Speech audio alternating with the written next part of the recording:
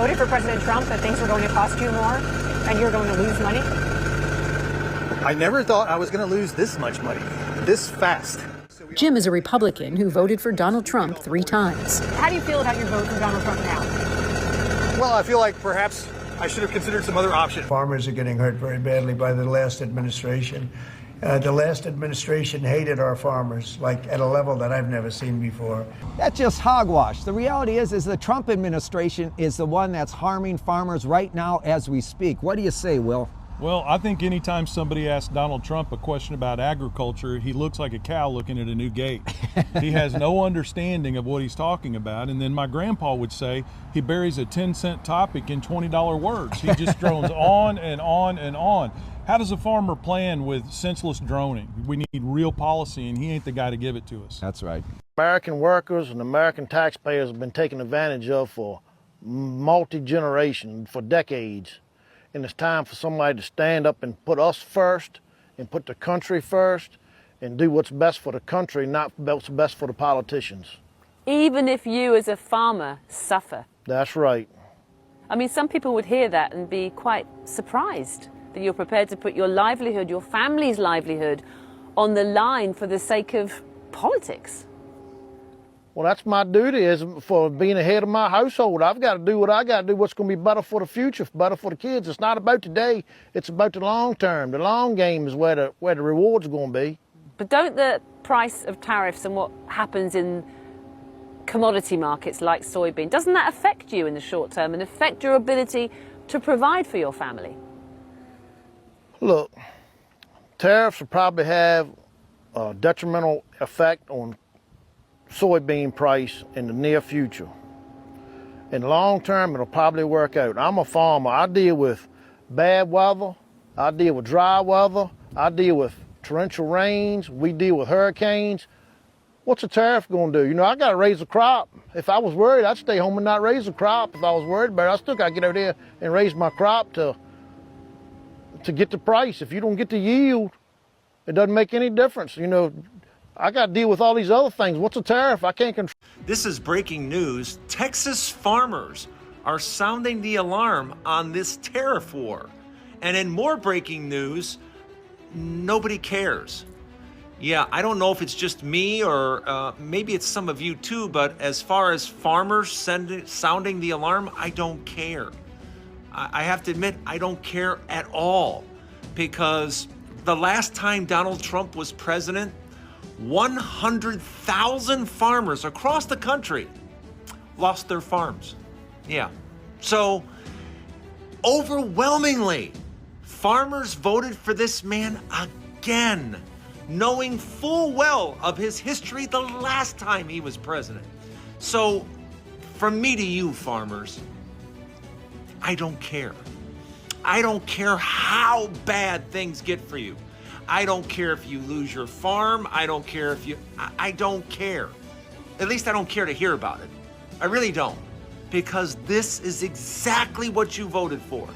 And you're going to get what you voted for. You're going to get 4 more years of Donald Trump not giving a damn about farmers whatsoever. So, enjoy. All right, guys, I didn't really want to have to get on here and do this, but I had to. These are fiberglass stakes right here. Those big, bulky stakes on the back of the truck, wooden stakes. I called 2 weeks ago to get a quote on these fiberglass stakes because we need some more stakes this year. I got a quote, 83 cents. I called the man this morning. I said, hey, I know these tariffs are crazy and everything going on. I said, what can you do me on those fiberglass stakes now if we needed a load? It's a 3-month ETA from time you place the order. He said, Taylor, he said, you don't want to hear this price and I'm about to give you. And I said, well, give it to me anyways. He said, each of those stakes now is going to be $1.74 a piece. And I said, well, you know, and I know both that we can't do that, and that's going to be impossible. So that's just to let you know a little bit of what we're going through out here on our farm and what farmers in general are going through. These tariffs, not the best thing for our country. I voted for Trump. I wanted to start off by saying I did vote for Donald Trump. We are possibly going to lose our farm if NRCS doesn't hold up their contract with us on the EQIP program. So the reason that they're not able to hold up the contract is Our EQIP program, which is cost sharing on fences, waters, a well, and some seedings, was funded by the Inflation Reduction Act. Because of the executive orders, there's a pause or a freeze on the funding through the Inflation Reduction Act, and they're not able to pay out on the stuff that we completed or anything going forward. I'm not the only one this is affecting. So there are other farmers in the comments saying that they're in the same boat that I'm in because they signed these contracts, and the contracts, even like, so whenever I looked into the contract, I made sure that that funding was set aside. It wasn't funding that, oh, we hope it's there whenever it's done. I made sure that that funding was set aside so that way before I made these business decisions, I knew that funding was there per contract. So they're backing out on the contract because they don't have the funding, they can't release the funds. I just think it's funny that the morally superior liberals are so quick to be like, Trump's a felon, he's a bad guy, and all these things. Yeah, you know, and they're like, no, felons should be able to vote and do all these things. They're like, unless it's Donald Trump. But George Floyd was apparently an amazing person, so. Well, George Floyd was brutally murdered by a police officer who was convicted of brutally murdering him. And unfortunately, we saw it all on a cell phone. Otherwise, it would have probably never been reported. I can see you shaking your head there, Destiny.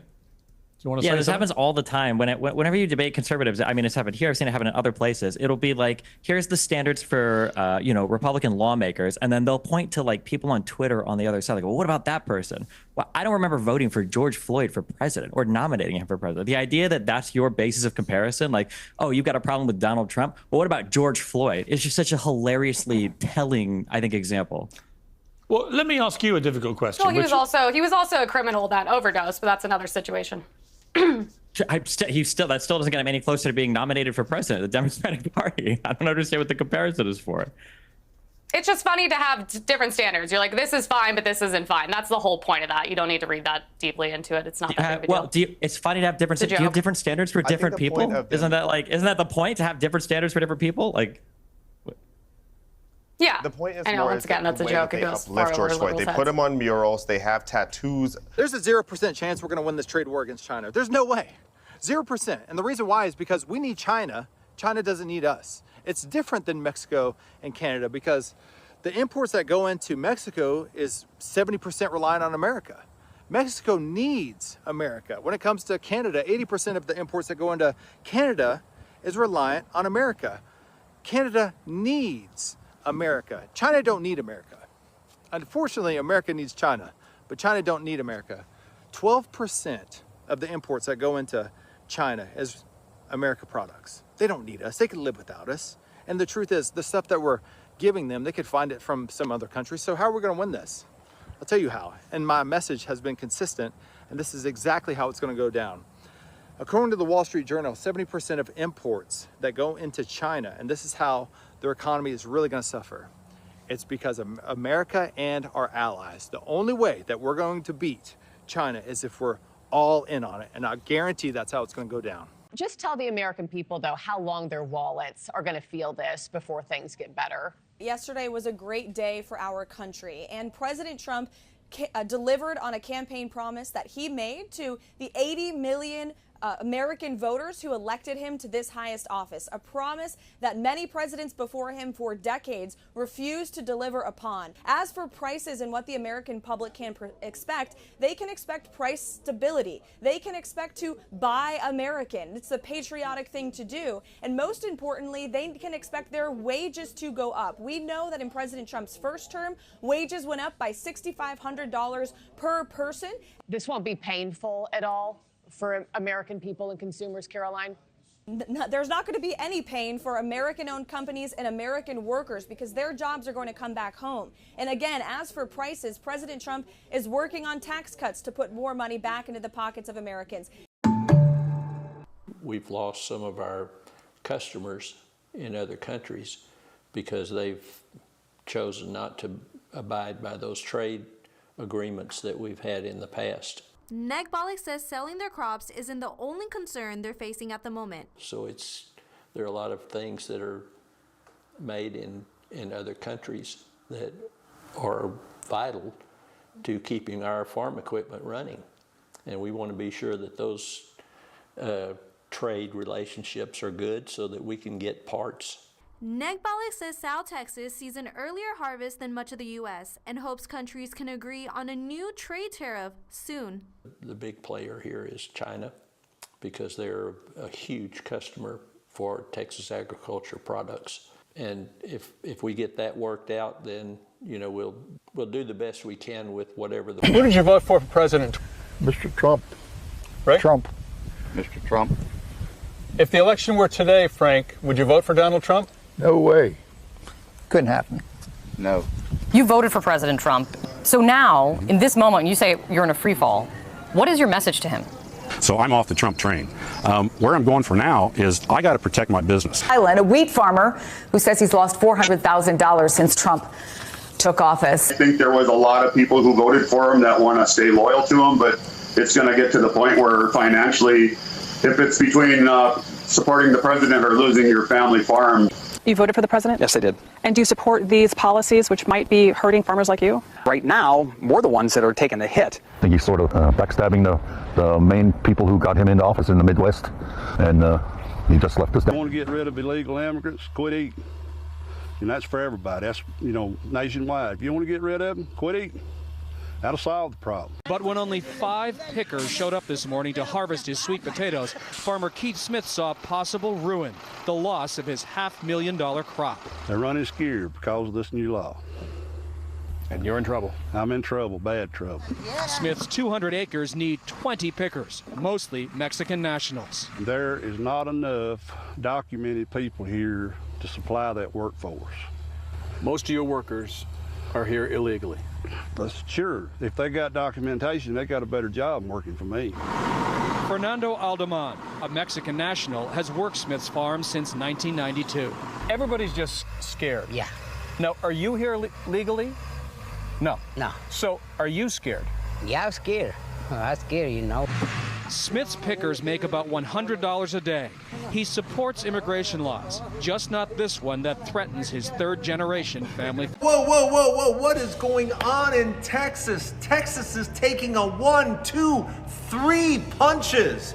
First with farmers. Oh, farmers are taking it on the chin. These tariffs are no good for farmers in Texas. But that's not it. $60 oil? $60 oil for oil companies down in Texas? Yeah, loss of jobs and companies going bankrupt is on the menu. Yeah, $60 oil in Texas, no bueno. And the third hit to the stomach happened today. Yeah, China's saying no to Texas beef. Yeah, China will not be receiving Texas beef anymore. So that is 3 punches that Texas just can't take. Farmers, the oil, and now the beef. Texas is in real trouble. What are they gonna do? I don't know, but as long as these tariffs hang around, it's gonna keep getting worse and worse and worse, and Texas is now in big trouble. Like and follow for more.